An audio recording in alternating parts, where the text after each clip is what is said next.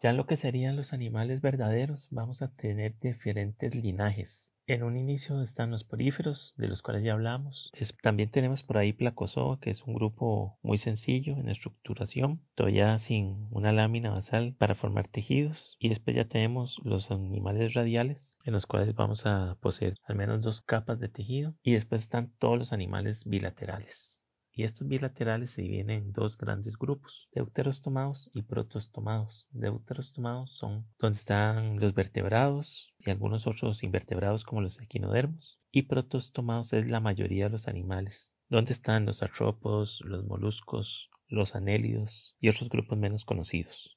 Dentro de los protostomados también los podemos dividir en 2 grupos grandes, unos llamados los ecdysozoos, que son todos los que pueden mudar su cutícula o su exoesqueleto. Ahí estaría artrópoda y otros grupos cercanos. Y después tenemos otro que se le suele llamar espiralia o Lophotrochozoa, que incluye diferentes filos de organismos que nunca poseen una cutícula que puedan mudar. Pueden tener una cutícula permanente, pero no pueden estar haciendo cambios de esas cutículas por crecimiento, como si pasa en ecdysozoa. En Nidaria vamos a tener 12.300 especies descritas. Los vamos a encontrar tanto en la columna de agua, también los vamos a encontrar en agua dulce. Van a estar presentes en los ríos y en los lagos. Y están en todos los fondos marinos. Los nidarios son un filo de animales radiales invertebrados que poseen un cuerpo gelatinoso que puede pasar por 2 morfotipos principales en su ciclo de vida, que son la fase medusa y la fase pólipo. La fase medusa tiende a ser móvil, mientras que la fase pólipo tiende a ser sésil y estar pegada al sustrato, viviendo de forma bentónica. En cambio, la fase medusa es una forma nadadora. Si vemos en cualquiera de estos 2 estadios, vamos a tener la misma distribución de tejidos en ambos, con una capa ectodérmica, una capa gelatinosa llamada mesoglea. Esa gelatina es compuesta por diferentes proteínas y agua, y una capa interna de tejido que se llama el endodermo o la gastrodermis, que es la que va a recubrir el sistema digestivo. En estos organismos ya hay una boca permanente por donde pueden ingerir alimento que van a llevar a estas cavidades digestivas, que aquí se le llama también celenterón, y después esa mesoglea va a servirle para que mantengan la forma. Bueno, su simetría es radial y la podemos encontrar de esta forma aparentemente desde el estado larval de plánula. En algunos grupos vamos a tener una visión en 4 radios, en otros grupos podemos tener una visión en 6 radios e incluso en 8 radios en que podemos dividir el cuerpo. Pero también hay ciertos grupos de anémonas en que pareciera hay una simetría bilateral en su celenterón. Como es un organismo radial, no tiene una cabeza definida y muchas veces es un organismo sésil, tiene que estar detectando cualquier estímulo que venga a su alrededor, ya sea algún depredador o algún ítem de alimentación. Entonces el sistema nervioso no está centralizado, es un sistema nervioso en red que recubre todo el organismo para obtener y interpretar los estímulos que provienen del exterior. Aquí en Nidarios no vamos a tener sistema excretor ni sistema circulatorio. Lo que contamos es con una cavidad gastrovascular que se encarga de movilizar todo el alimento que llega y es digerido y es recirculado al resto del cuerpo del organismo. Esa cavidad gastrovascular se extiende desde la boca hasta la parte más interna del nidario y tiende a poseer células musculares que le ayudan a contraerse o a expandirse, y de esta forma es como se circulan los nutrientes por el nidario. La musculatura en Nidaria está formada por células de origen epiteliomuscular. En los nidarios no vamos a tener estructuras para la respiración. Esta se hace a través de la piel. Lo mismo, no hay sistemas para la excreción de desechos nitrogenados. Lo que no se consume en la cavidad gastrovascular es expulsado por la boca del animal. En los nidarios, cuando se da la reproducción sexual, que puede ser en algunos estadios de medusa o bien también en pólipos, posteriormente se genera una larva que se llama la larva plánula.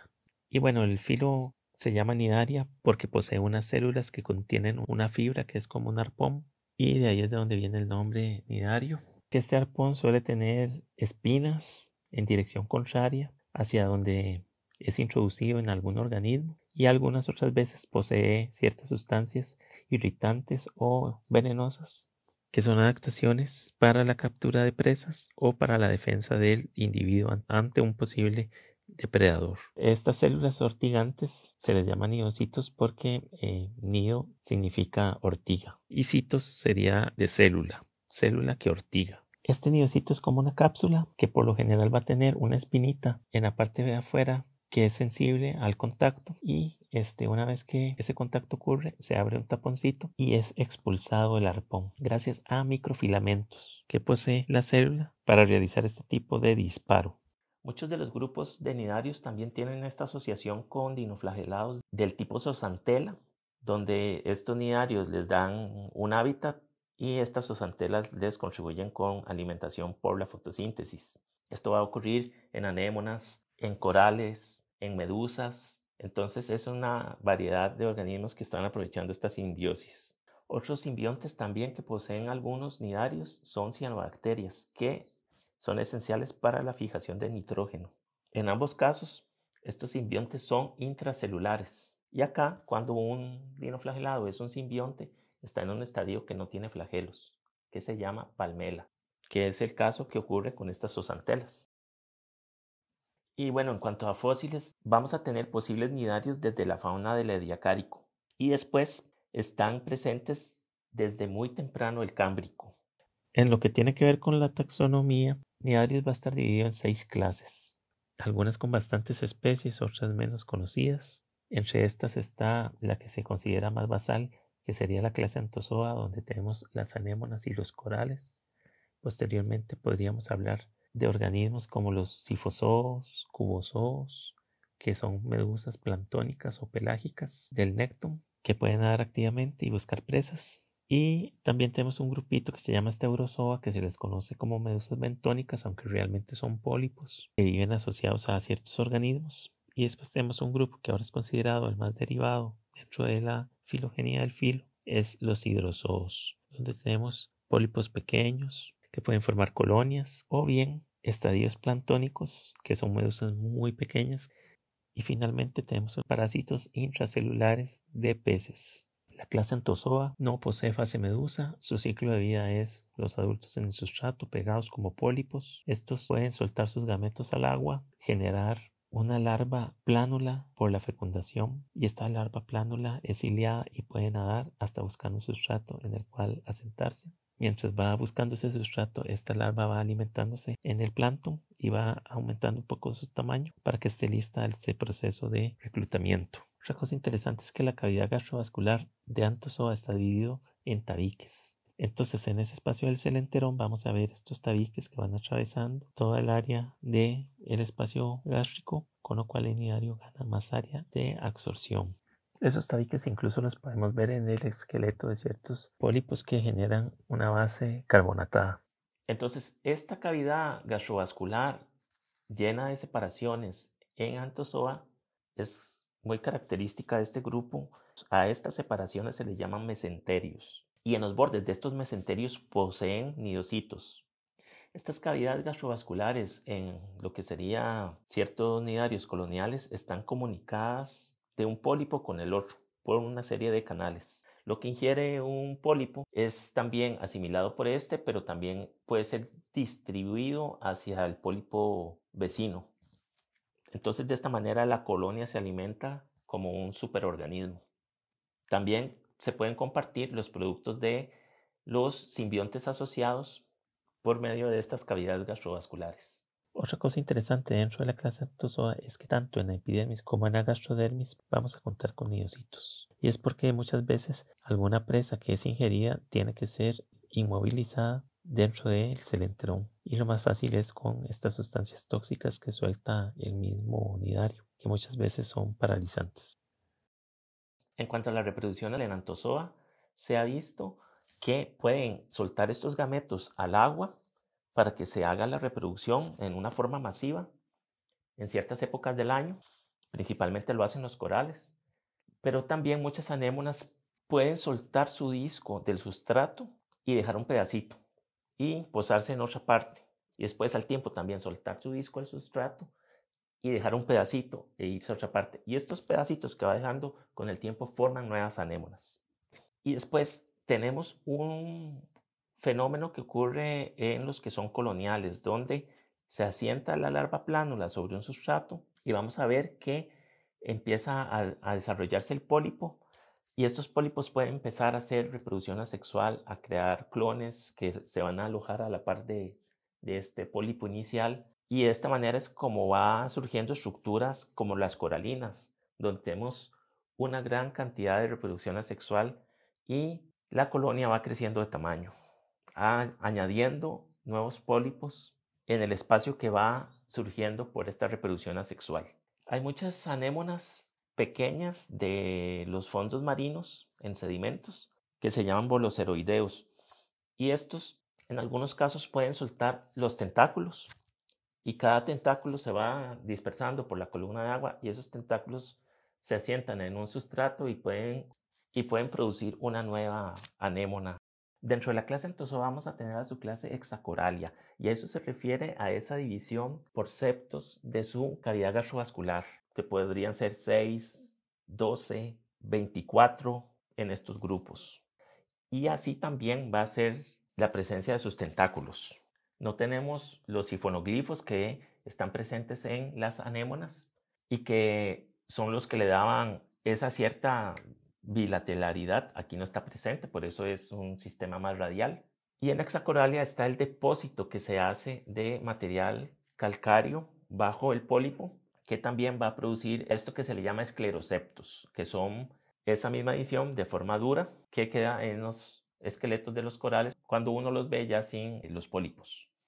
Y como se mencionó, estas cavidades gastrovasculares están conectadas entre un pólipo y otros por unos tipos de canales. Este crecimiento asexual que tienen las colonias coralinas pueden mantener su forma de pólipo individual, pero en algunos casos llega a haber una relación tan estrecha entre estos pólipos hermanos que se fusionan las cavidades gastrovasculares por entero y también se fusionan las bocas. Y entonces se ve como si fueran canales que recorren toda la colonia. Y es en lo que ciertos grupos se les llama corales cerebelosos, porque recuerdan la forma de un cerebro. De esta manera, con esta cantidad de depósito que hacen, estas colonias pueden vivir por varios años. En algunas se ha medido hasta 150 años de estar depositando carbonato y progresivamente el mismo pólipo va depositando carbonato debajo de sí mismo, lo que crea más espacio para nuevos pólipos. Entonces se ven como anillos de crecimiento. Ante condiciones ambientales adversas, se ve que estos depósitos de carbonato pueden ser menores o en condiciones mejores climáticas se ve que hay más depósito de esos carbonatos. Eso puede ser asociado con fenómenos, por ejemplo, el niño o la niña, periodos de acidificación del océano, donde el calcio no está tan disponible en el agua marina para que sea depositado como carbonato por estos organismos. También si ocurre un evento climático adverso como un huracán que dañe cierta parte de la colonia, esa parte después va a ser colonizada por ciertos organismos y con el tiempo podría ser que no crezca ahí coral que deposite carbonato y entonces si se saca una muestra del esqueleto uno podría encontrar tirándose hacia atrás desde la parte superficial de la muestra hacia abajo esas zonas de daño que tuvo la colonia en el pasado y asociarlo con eventos climáticos. Otro grupo que tenemos son la subclase Octocoralia, que son lo que se le llama corales suaves. La cavidad gastrovascular está dividida en múltiplos de 8. Podemos tener 8, 16, por ejemplo. Y también así va a ser la cantidad de sus tentáculos. En estos van a estar lo que se llama abanicos de mar, las plumas de mar y básicamente los pólipos siempre van a crecer en colonias. Son corales suaves porque también depositan material calcáreo, pero no lo hacen de forma masiva como los corales pétreos de hexacoralia, sino que ellos secretan unas estructuras que se llaman escleritos, que tienen diferentes morfologías y estos escleritos van a estar dispersos por el cuerpo del pólipo y al ser un esqueleto que no está fusionado les da esa flexibilidad. También poseen una proteína que se llama gorgonina, que se deposita en la parte de abajo de los pólipos y forma un esqueleto flexible. Entonces, muchos de estos grupos, en especial los abanicos de mar, los vamos a encontrar inclusive viviendo en zonas donde la influencia del oleaje o las corrientes son muy fuertes, porque esa flexibilidad que les brinda les permite sobrevivir en esos ambientes, incluso aprovechar el material en suspensión que se levanta, como el plancton que es atraído por esas oleaje o esas corrientes. Por ejemplo, van a estar en la parte externa del arrecife o los vamos a encontrar mucho en los acantilados rocosos. Dentro de estos octocorales está el orden Pennatulaceae y estos funcionan como un superorganismo, estas colonias de pólipos, porque tenemos una división de funciones. Algunos pólipos se van a encargar de sostener la colonia, otros van a encargarse de la alimentación y otros de crear corrientes. De esta manera vamos a tener que cuando se asienta la larva en el sustrato, crea un pólipo que va a formar un pedúnculo. Y sobre este pedúnculo está sostenido el resto de la colonia. Después se crea un pólipo que se llama el raquis, que el raquis va a contener al resto de pólipos. Por eso, entonces, a pesar de que uno los puede ver y que parecen un solo animal, son una colonia compuesta por muchos pólipos. Por eso funcionan como un superorganismo. Por lo general, las plumas de mar van a vivir en fondos arenosos y los pensamientos de mar son más asociados a fondos más lodosos. No suelen vivir en las playas. Hay que meterse ya un poquito profundo, unos 10 metros en adelante, y uno va a empezar a encontrar estos grupos. Los abanicos de mar los vamos a encontrar desde la zona intermareal baja hasta grandes profundidades, donde suelen ser más abundantes y más diversos. Entonces, en los antozoarios vamos a tener esta capacidad de producir estas estructuras masivas, ya sea por corales blandos o por corales pétreos, que están entre los principales componentes de la formación de arrecifes coralinos, junto con lo que serían algas calcáreas y esponjas. Y como mencioné, el frente del arrecife o la parte externa del arrecife es donde suele haber más corales blandos. Después la cresta arrecifal, donde está el mayor choque del oleaje, vamos a tener corales pétreos pero ramificados. Y ya después siguen estructuras más masivas, corales más masivos que están en la parte interna del arrecife. Y después sigue una zona de la laguna arrecifal donde hay mucha erosión de esas estructuras calcáreas por diferentes organismos y por el ambiente, hasta que finalmente tenemos la presencia de arenas carbonatadas que vamos a tener en el fondo de la laguna arrecifal hasta la orilla de la playa, producto de la erosión de estos organismos. Y sobre esas arenas va también a haber una gran diversidad de organismos viviendo. También en el coral muerto vamos a tener la presencia de bastantes organismos que lo están perforando, y todo este conjunto de ambientes que crean los organismos sésiles, ya sea cuando están vivos o cuando están en su periodo de degradación, crean una gran biodiversidad que puede vivir en el conjunto de todo este ambiente arrecifal, que incluye desde los sedimentos arenosos, pasando por las estructuras fragmentadas de los corales y algas, llegando a la zona donde están estos vivos y que va cambiando también en sus formas. Y estos son afectados, como ya lo mencioné, por diferentes factores como el niño, el exceso de sedimento que puede caer sobre un arrecife puede alterar la vida de estos organismos, y el efecto de los plaguicidas. La clase Scyphozoa dendroenidaria es la que contiene a lo que se le llaman las medusas verdaderas, debido a que estas pueden alcanzar tamaños bastante grandes y también son muy comunes que la gente las vea en el mar.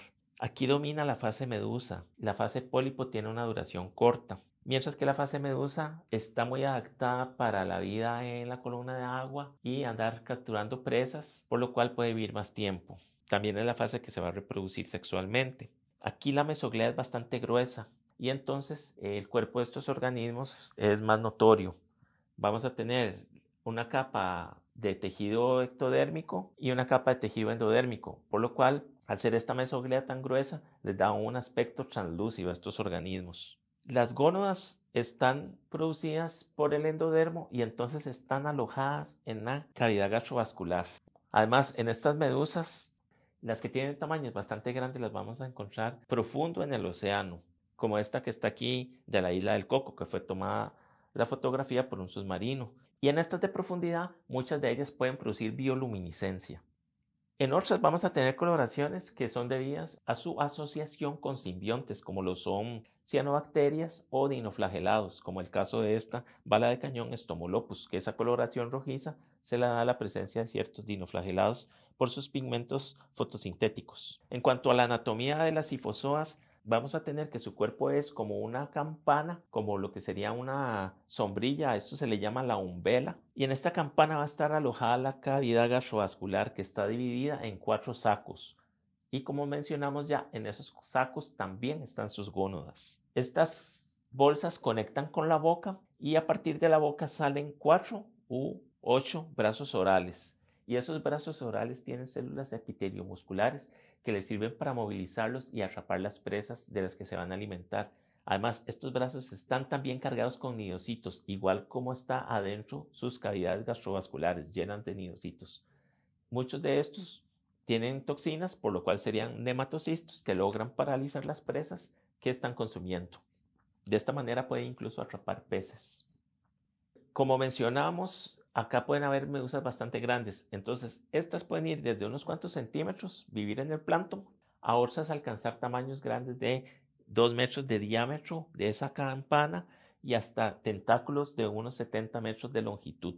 En esta campana va a estar bordeado por un montón de pequeños tentáculos cargados con nidocitos y además también van a estar ubicadas unas estructuras sensoriales que se llaman las ropalias. Estas estructuras son muy similares a lo que mencionamos antes en Ctenófora, de un estatolito sobre unos cilios que les da una orientación en qué posición están nadando. Y además acá muchas veces en las ropalias es posible que cuenten con ocelos. Y los ocelos también van a estar asociados a tentáculos en el resto de la campana.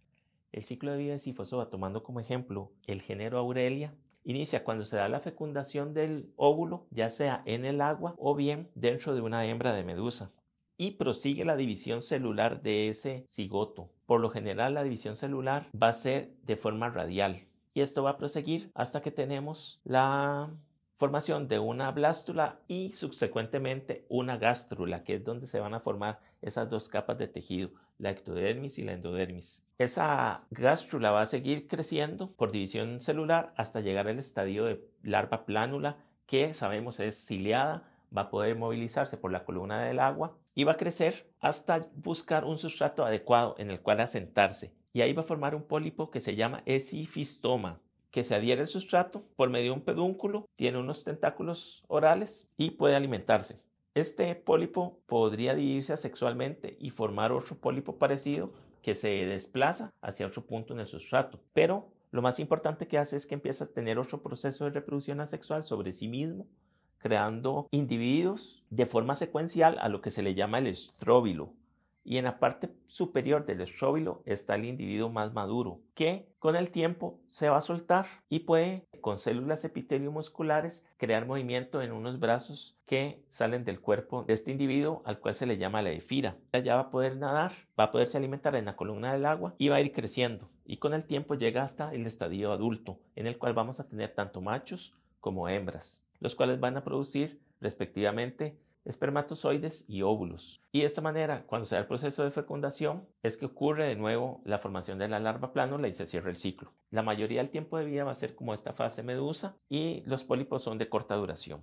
Otra clase que tenemos dentro de Cnidaria es Cubozoa, y los cubozoos son los que se les llama medusas venenosas, porque acá los tentáculos están muy fuertemente cargados con nematocistos y también su cavidad gastrovascular, creando toxinas bastante fuertes que incluso son posibles de matar a una persona si entra por accidente en contacto con una de estas medusas. Pero estas medusas tienen estos tentáculos llenos con unos nematocistos, igual su cavidad gastrovascular, para las presas que van a consumir y para la defensa del organismo.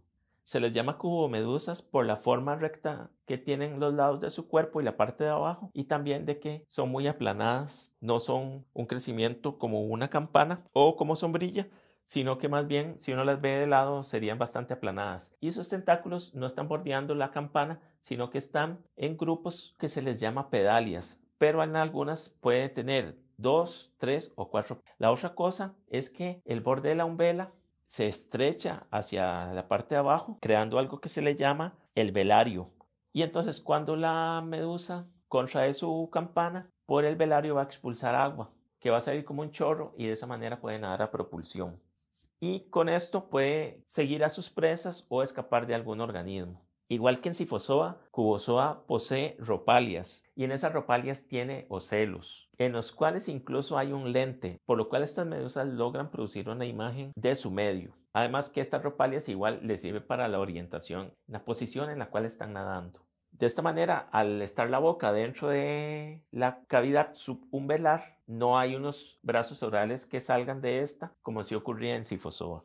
El ciclo de vida es muy similar al de Scyphozoa, solo que no tenemos la presencia de un estróbilo. Las medusas macho o hembra van a producir larvas plánulas que son nadadoras y se asientan en un sustrato produciendo un pólipo que se llama sifistoma, y este pólipo puede reproducirse sexualmente formando otros pólipos similares a su alrededor, y cada uno de estos pólipos va a crecer alimentándose en el sustrato hasta que en un punto se desprenden del sustrato, entran en una metamorfosis convirtiéndose en medusas juveniles que con el tiempo van a ir creciendo hasta llegar a la forma adulta. Entonces el pólipo en Cubozoa nunca va a ser colonial como si era en Scyphozoa en el estadio de estróbilo. En Cnidaria también tenemos la clase Staurozoa, a la que se le llama medusas bentónicas. Acá es un grupo pequeño de unas 48 especies, por lo general crecen pegadas a un sustrato que tiende a ser un pasto marino o una alga, y lo hacen por medio de un disco pedio que secreta unas sustancias adhesivas. De esa manera se mantienen ahí.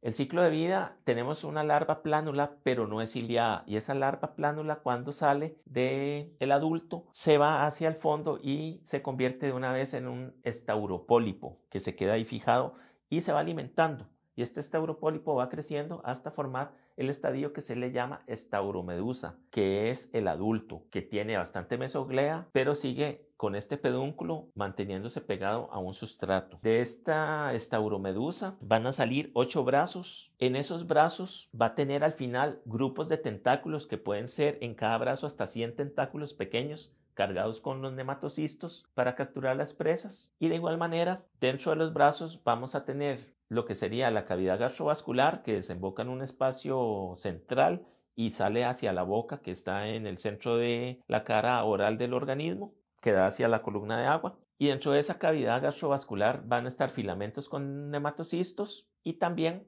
hacia la cavidad gastrovascular en la zona de los brazos están las gónadas. Pero los aspectos de la reproducción sexual como tal todavía no están bien estudiados en este grupo.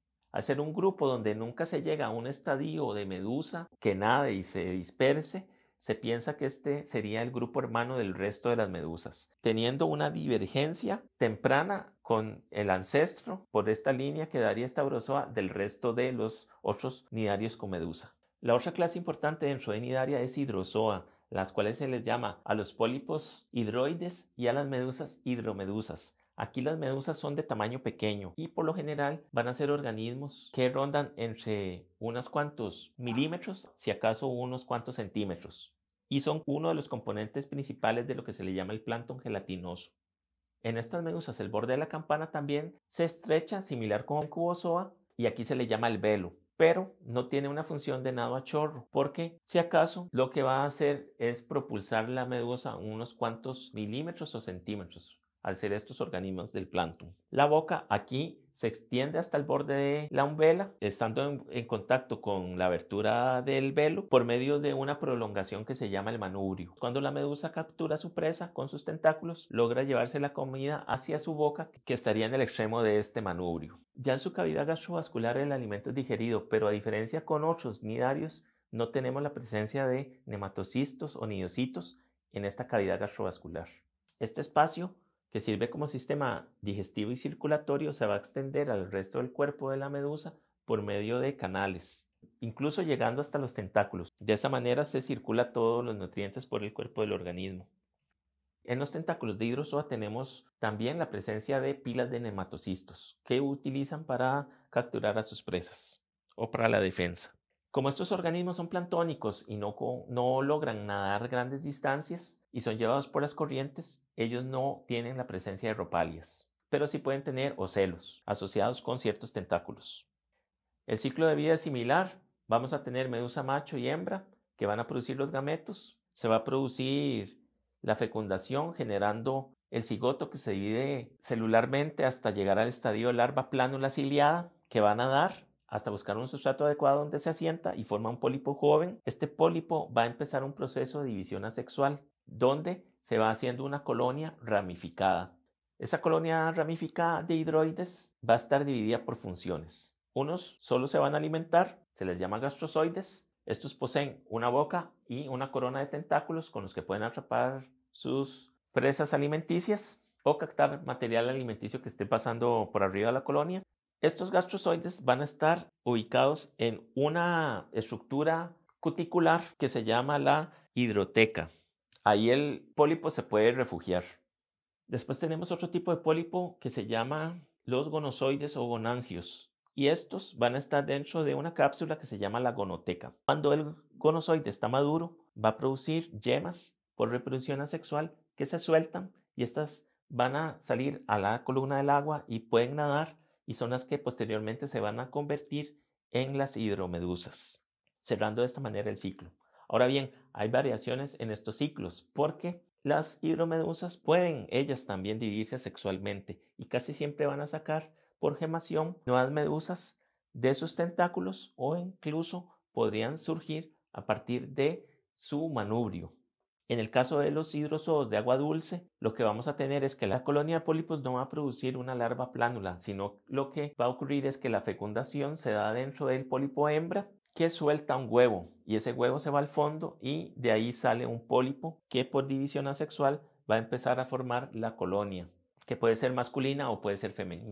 Un aspecto diferente en hidrozoa respecto a los otros nidarios es que las gónadas son de origen ectodérmico. Dentro de hidrozoa también tenemos ciertos grupos que forman colonias de pólipos, también diferenciados por funciones, que pueden hacer depósitos de carbonato de calcio, también como ocurría en Hexacoralia. Pero acá no vamos a encontrar una división septada de la cavidad gastrovascular como ocurría en Anthozoa, porque en hidrozoa la cavidad gastrovascular no tiene ningún tipo de división. Hay unos géneros que producen un esqueleto ramificado y otros forman estructuras que se ondulan. Si vemos el detalle de los pólipos, van a haber unos también que se dedican a la alimentación, que se llaman gastrozoides, que tienen tentáculos con nidocitos, y hay otros especializados en la defensa de la colonia o en atrapar las presas, que se llamarían los dactilozoides. Y estos dactilozoides son alargados y llenos de nematocistos por toda la longitud del pólipo. En todos estos pólipos va a haber la conexión por las cavidades gastrovasculares. Lo que consumen los gastrozoides es repartido al resto de la colonia. Otros que también forman colonias de pólipos están más asociados a la vida en la columna del agua flotando.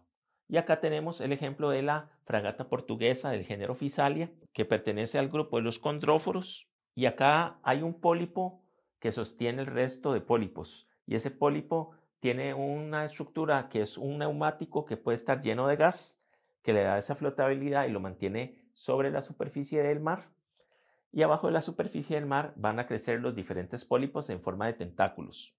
Uno de estos tentáculos son los gastrozoides, que tienen sus bocas con pequeños tentáculos con nematocistos para capturar y digerir el alimento una vez que lo ingresan a su cavidad gastrovascular. Hay otros también largos que son los dactilozoides, que son urticantes, y tenemos unos pólipos reproductores que forman unas estructuras que se llaman gonóforos, y de ahí es de donde va a salir los estadios que después van a formar de nuevo estas colonias. Estos suelen encontrarse siendo dispersados por el viento que empuja ese neumático sobre la superficie del mar y suelen nadar en agregaciones de varios de estas colonias. Pueden causar un problema cuando se acercan a zonas de bañistas porque la gente puede entrar en contacto con esto por accidente y les causa una irritación bastante fuerte en la piel. También muchos de estos pueden quedar varados en la playa, en el sedimento de la playa, y ahí pueden entrar en contacto con niños o con animales domésticos que por curiosidad se les acercan y les causan daños. Hay otros grupos acá en hidrozoa que se les llama los hilos de oro y es perteneciente a un orden de los sifonóforos, que son colonias largas de varios metros, pueden tener 70 o 100 metros de longitud, y a lo largo de esa colonia, que es como una cadena, van surgiendo diferentes pólipos. Entonces, están obviamente cargados con nematocistos y cuando también entran en contacto con algún animal, para defenderse sueltan estos nematocistos creando bastante dolor, que es lo que la gente a veces siente que le chocan el cuerpo cuando están nadando en el mar. Y lo que la gente le llama aguas malas entrarían tanto medusas de hidrozoa como medusas de las otras dos clases, Cubozoa y Scyphozoa. En Cnidaria tenemos la presencia también de un subfilo que son parásitos, que se llama Endonidozoa. Y ese nombre es porque son cnidarios que viven dentro de otros organismos. Tenemos el caso de la clase Mixosporidia, en la cual la reducción del cnidario llega a un punto en que se hace unicelular. Y simplemente es una célula que posee nematocistos con los cuales saca un filamento que les sirve para adherirse al hospedero que van a parasitar. Por lo general van a contar con dos hospederos, un pez y un anélido, una lombriz. Y va a ocurrir mucho en agua dulce. Es muy común en salmones y en truchas que ocurra este fenómeno. Y lo que ocurre acá es que un estadio unicelular va a salir en las heces de un anélido, va a quedar ahí en el sedimento y entonces un pez que llegue y coma sobre ese sustrato puede adquirir estas esporas que se llaman cápsulas polares y también lo podría adquirir si se consume al anélido que tiene el parásito. Una vez en este hospedero cnidario, en las mucosas del pez va a introducirse y ahí va a entrar en un proceso de división asexual que produce estadios tipo espora, muy similar a lo que ocurría con los apicomplexos, y estos pueden invadir diferentes tejidos, entrar en estadios de división asexual, dañar esas células, colonizar unas nuevas células, entrar de nuevo en ese proceso y pueden llegar a colonizar ciertos tejidos y formar unos estadios multinucleados tipo plasmodio, donde entonces el parásito está absorbiendo nutrientes del hospedero. Se pueden ubicar en tejido muscular, llegando a crear incluso alteraciones morfológicas del pez, o pueden ubicarse en el tejido nervioso, creando comportamientos anormales en cuanto a su natación, por ejemplo. De estos plasmodios después se pueden separar otros estadios tipo espora, que serían los mixosporidios, que saldrían del hospedero a través de sus heces y llegarían al sustrato, donde son consumidos por el hospedero anélido que las consume, y estos también funcionan como cápsulas polares con estos filamentos que son nematocistos, introduciéndose de esta forma dentro del anélido y cerrando el ciclo. La otra clase de parásitos dentro de Cnidaria son Polyploidozoa. En estos vamos a tener la presencia de medusas, tanto masculinas como femeninas. Estas medusas se pueden alimentar de anélidos o de otros invertebrados que viven en los cuerpos de agua donde se desarrollan, y van a generar estas medusas gametos masculinos y femeninos que se van a fecundar y el embrión va a ingresar en un pez. Y ahí va a estar alojado en la parte reproductiva del animal y va a crecer hasta que se convierte en un estadio tipo gusano, vermiforme. Y una vez que el pez está maduro sexualmente y produce los huevos, este cnidario se asocia a esos huevos, los parasita y ahí, cuando el huevo sale al medio exterior, se desprende del huevo el cnidario, entra en un estadio de reproducción asexual que produce varias de estas medusas y se cierra el ciclo. A ese estadio vermiforme se le llama el estolón. Y el estadio que ingresa al hospedero pez, que sería ese cigoto, sería una célula binucleada. En cuanto a la evolución en animales, se puede estudiar por diferentes enfoques. Uno es basado en las características anatómicas y otro por análisis molecular. Cuando se trabaja con características anatómicas, se tiende a hacer representaciones gráficas que nos muestren las líneas evolutivas dentro de un grupo. En este caso, lo estamos viendo acá para Cnidaria. Entonces se emplea un método que se llama el cladograma. Aquí lo que vamos a tener es un listado de las características anatómicas y cómo van variando entre los diferentes linajes. De esta manera, estos diagramas tienen forma de un árbol, donde tenemos una base de la cual van saliendo diferentes ramas por nodos de unión. Y estos nodos de unión nos representarían los puntos de divergencia en que las diferentes líneas evolutivas tenían un ancestro en común. A las características que están en las bases de estas ramas, bajo los nodos que representan el ancestro en común, se les llama características ancestrales o características plesiomórficas. Así, un carácter ancestral sería una plesiomorfía y al conjunto de estas características ancestrales les llamaríamos simplesiomorfías. En este ejemplo de Cnidaria tenemos que las simplesiomorfías del grupo serían la presencia de nidocitos, células epitelio muscular, que también están presentes en todas las clases, y la larva plánula, que si bien podría ser que en algunos grupos esté suprimida, lo común es que la tengan. De acá hay un punto en este cladograma que nos sugiere la divergencia de la clase Anthozoa del resto de los nidarios. Y esta línea de Anthozoa ganaría características innovadoras respecto al ancestro. A esas características innovadoras se les llama a cada una de ellas apomorfías. Y al grupo de características nuevas se le llama sinapomorfías. Así, en el caso de Anthozoa, vamos a tener que son apomorfías, la presencia de una cavidad dividida por septos, una cavidad gastrovascular dividida por septos, la presencia de una faringe y además también está la presencia de los sifonoglifos en unas anémonas, que era una característica que parecía dar un indicador de una cierta bilateralidad inicial en los nidarios. Si seguimos por la otra línea evolutiva que va hacia el resto de los nidarios, por ahí en este diagrama nos sugieren dónde estaría más o menos ubicado los mixosporidios y después nos ponen características sinapomórficas para el clado Medusozoa, entre las cuales están la alternancia de fases de pólipo a medusa que surge en los ciclos de vida y que sabemos que en Anthozoa no había presencia de medusa. Además, los nidocitos tienen un opérculo que es activado cuando hay contacto con la presa o con el organismo que los está atacando. Y ahí es cuando se dispara el filamento, que esto no ocurría en Anthozoa. Y la otra cosa novedosa es la presencia de un ADN mitocondrial de forma lineal, cuando en el resto de todos los animales y en Anthozoa el ADN mitocondrial es circular. Y acá vamos a tener un ancestro en común para el resto de grupos que salen de Medusozoa, tirándonos una línea a lo que sería Hydrozoa y Poliploidozoa y otra línea a lo que sería Staurozoa, Cubozoa y Sifozoa. Estas características sinapomórficas que forman Medusozoa ahora se convierten en características plesiomórficas para este clado. Y la divergencia que vamos a tener con Poliploidozoa, por ejemplo, es que primero son parásitos, esa sería una apomorfía que tiene Poliploidozoa, y la otra sería la presencia de células que forman músculo liso en la mesoglea. Solo está presente de esta manera en Poliploidozoa.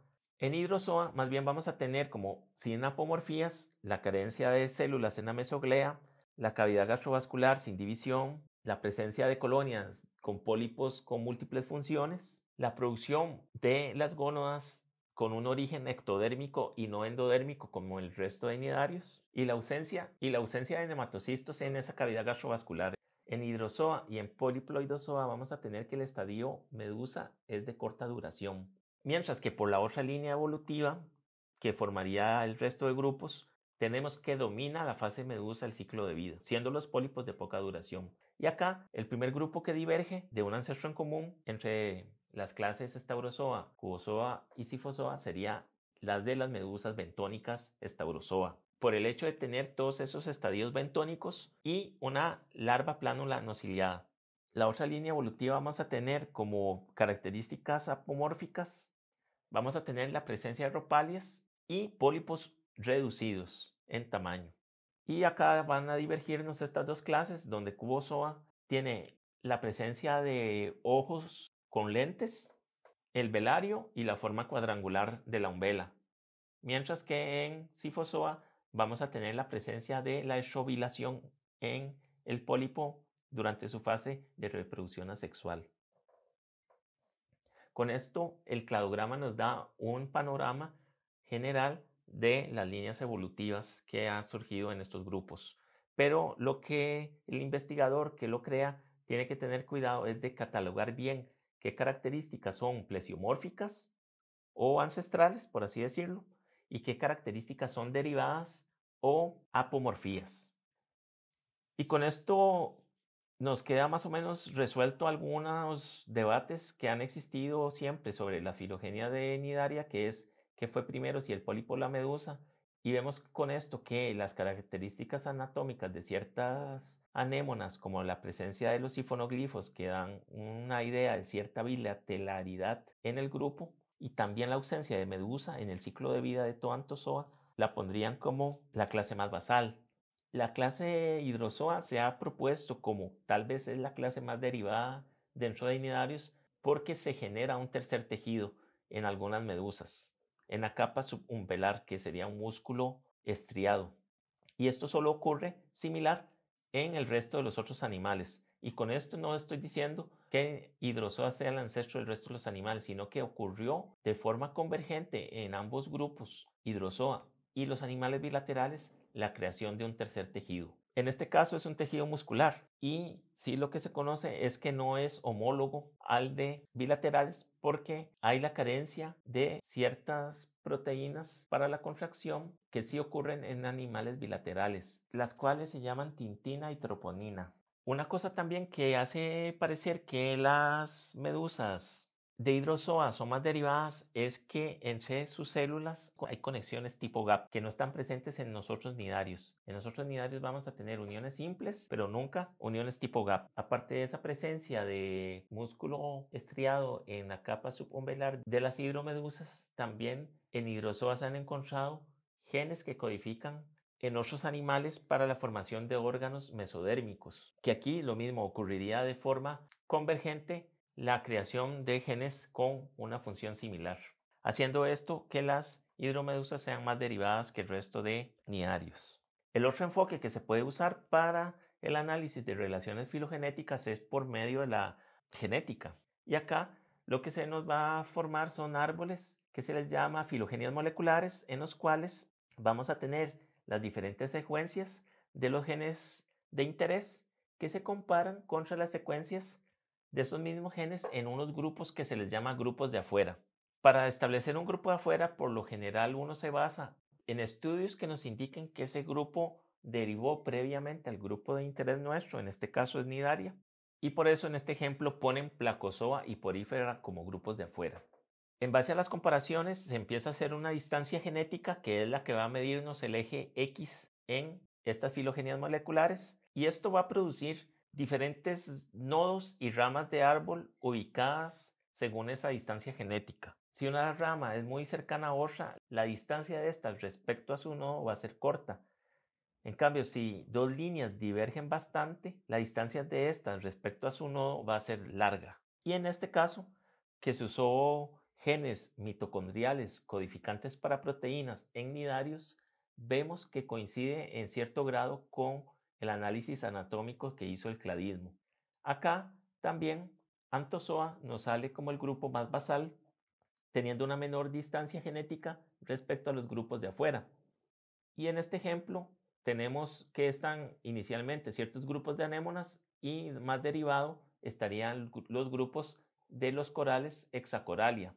Pero en este análisis Octocoralia nos queda aparte, nos queda fuera de Anthozoa, lo cual puede deberse a que se están usando solo ciertos genes y no otros, donde más bien podría ser que Octocoralia quede dentro de Anthozoa como se ha visto en otros estudios. Entonces, mucho del resultado también va a depender de qué genes sean los que estemos utilizando.